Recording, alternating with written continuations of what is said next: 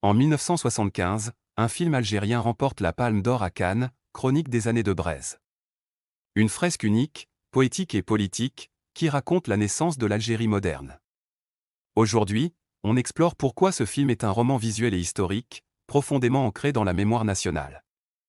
Réalisé par Mohamed Lagdar Amina, premier cinéaste africain à obtenir la Palme d'Or, ce film raconte l'histoire de l'Algérie de 1939 à 1954, année du soulèvement national du 1er novembre. Il s'inscrit dans la lignée des grandes œuvres du tiers-monde qui racontent l'épopée collective avec force et dignité. Né en 1934 à Msila et décédé le 23 mai 2025 à Alger, Mohamed Lagdar Amina est l'un des grands noms du cinéma algérien et africain.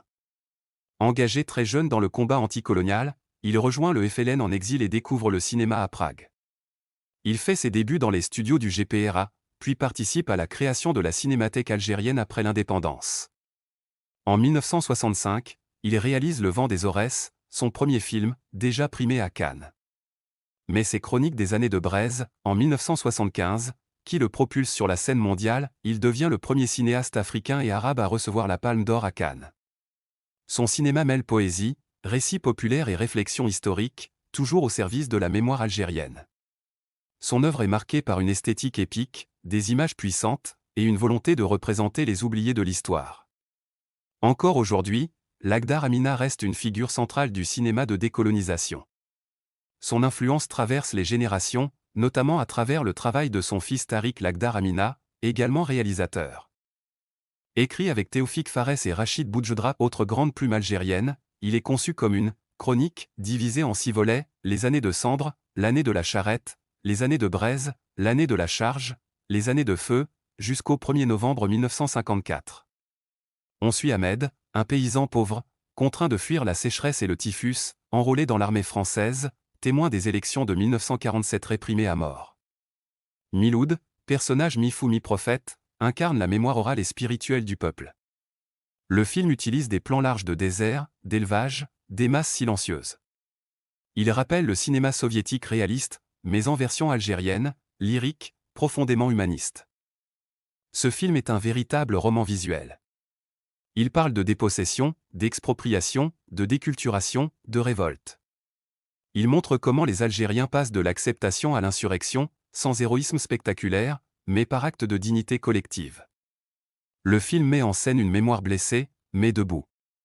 On y retrouve des thèmes typiquement littéraires: l'exil intérieur, la dépossession, le silence comme résistance.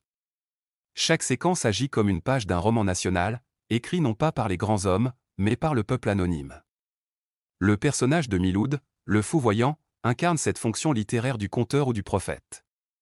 Il rappelle les figures de la tradition orale nord-africaine, mais aussi les fous sacrés de la tragédie grecque, ceux qui voient plus loin que les autres, parce qu'ils ne sont pas tout à fait dans le monde.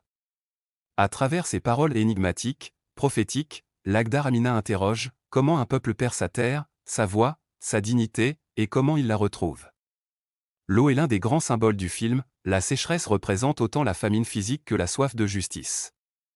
Le désert, omniprésent, devient une métaphore de l'oubli, de l'effacement, mais aussi du surgissement d'une révolte. Le peuple marche, avance, endure, jusqu'à ce que la Bresse devienne incendie.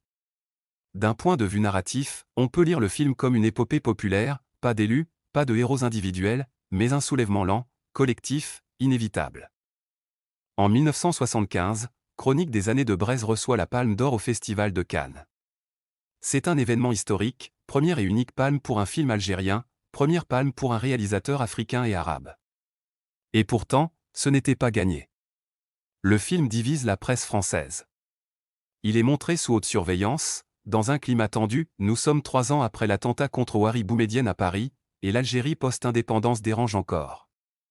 Pour le public algérien, le film devient rapidement un symbole fort, celui d'un cinéma qui ne veut pas divertir, mais rappeler, interroger, réveiller. Il marque toute une génération, à l'école, dans les ciné-clubs, dans les débats. Longtemps invisible à l'international, le film a été restauré en 2023 ou 2024 et projeté à nouveau à Cannes, dans la section Cannes classique. Aujourd'hui, à l'heure où l'histoire coloniale fait retour dans le débat public, il redevient essentiel. Chronique des années de Braise n'est pas seulement une fresque historique, c'est une mémoire en mouvement, une œuvre poétique qui met des images sur ce que les livres d'histoire peinent parfois à dire. Chronique des années de Braise, ce n'est pas seulement du cinéma. C'est un roman visuel, une mémoire collective mise en scène, une voix venue du peuple algérien pour raconter ce que l'histoire officielle a souvent oublié. En parlant de ce film, j'ai voulu élargir un peu le champ de cette chaîne. On y parle de littérature, oui, mais aussi de culture, de transmission, de mémoire vivante. Et parfois, le cinéma raconte autant qu'un livre. Alors dites-moi, est-ce que ça vous intéresse que je parle d'autres films algériens? De cinéma engagé, de récits visuels, de ces œuvres oubliées ou mal connues qui ont façonné notre imaginaire? Ou préférez-vous qu'on reste centré sur la littérature? Laissez un commentaire, dites-moi ce que vous en pensez. Et si cette vidéo vous a appris quelque chose, partagez, abonnez-vous, et surtout, n'oubliez pas de faire vivre ces récits autour de vous. À très vite pour une nouvelle traversée de la culture algérienne.